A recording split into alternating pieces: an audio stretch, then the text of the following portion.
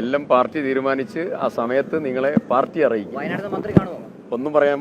ഇപ്പോൾ പറയുന്നത് ഞാൻ പറയുന്നത് എനിക്കതിൻ്റെ ഇൻഫർമേഷനോ പ്രോപ്പറായിട്ടുള്ള കാര്യങ്ങളോ പറയേണ്ടത് KPCC നേതൃത്വവും മുഖ്യമന്ത്രിയും പാർട്ടി നേതൃത്വമാണ്.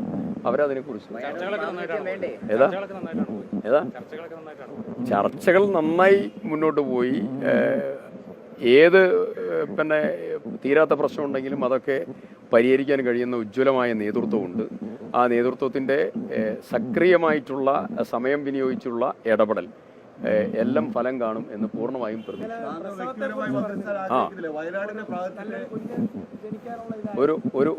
ഒരു സംശയമില്ലല്ലോ. ഇന്നലെ പറഞ്ഞല്ലോ, ഞാൻ ഇന്നലെ പറഞ്ഞ ഒന്നുകൂടെ ആവർത്തിക്കുക.